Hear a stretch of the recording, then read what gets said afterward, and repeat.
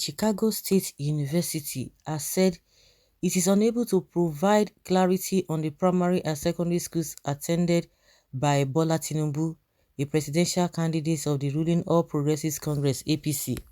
Hmm. Hmm. Really? Lauren Finch, a spokeswoman for Chicago State University, said Mr. Tinubu's academic records are covered by American privacy regulations. We have checked with our legal department and we cannot give you more than the information we have already provided, Ms. Finch told People's Gazette on Tuesday morning. Mr. Tinubu attended our school and graduated on June 22, 1979. We can only say when he came in and when he graduated. The Chicago State University had confirmed Mr. Tinubu as a student graduating with a degree in business and administration in June 22, 1979.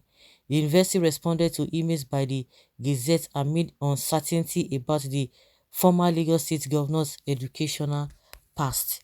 Last week, Mr. Tinubu disclosed to the Independent National Electoral Commission (INEC) that he did not attend primary and secondary schools. This disclosure was made via an affidavit submitted by Mr. Tinubu to the electoral body as part of his eligibility filing for the 2023 presidential elections. The document reported by the Gazette revealed two blank spaces when asked what establishment provided Mr. Tinubu with his primary and secondary education. However, Mr. Tinubu noted his degree in business and administration in 1979 received from the Chicago State University. The former Lagos governor claimed he was on self-exile from October 1994 to October 1998 and that his credentials had been stolen from his home before he returned. He said, "When I returned, I discovered that all my property, including all the documents relating to my qualifications and my certificates in respect of paragraph 3 above, were looted by unknown persons," said Mr. Tinubu. The current claims by the APC chieftain are at odds with previous declarations made by him in 1999 and 2003 when Mr. Tinubu ran for office as a governorship candidate in Lagos. He claimed both times that he attended primary and secondary schools.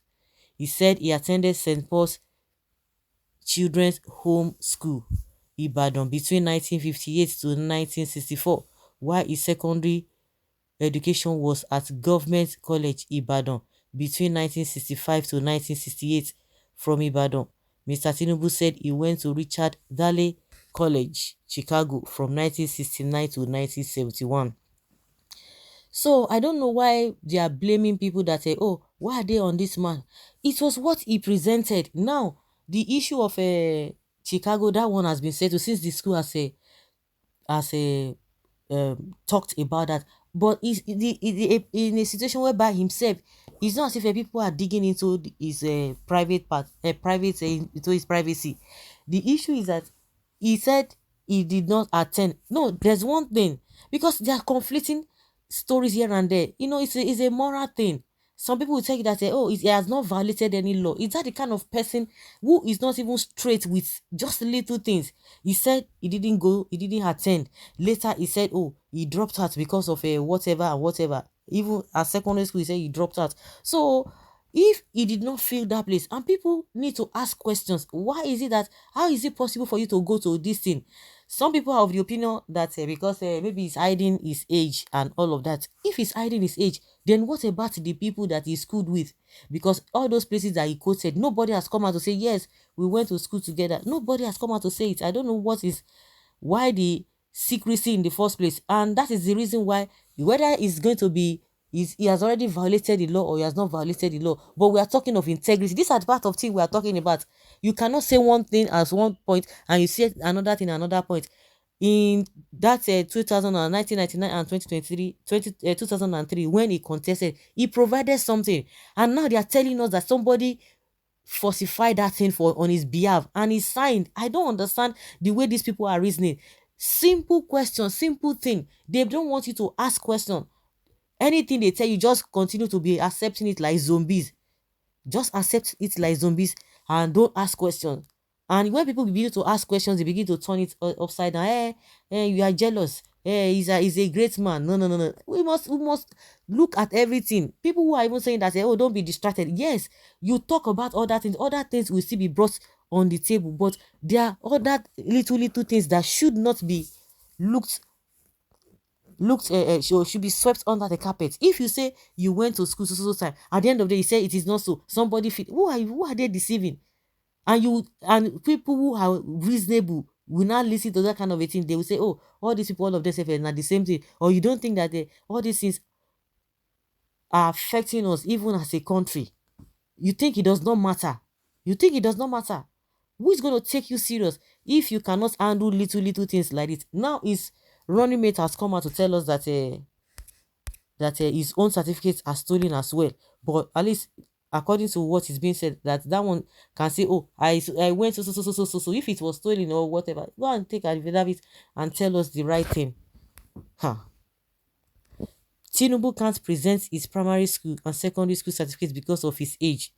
80-year-old man, grandpa, go and look after your health and enjoy your wealth. God has already blessed you.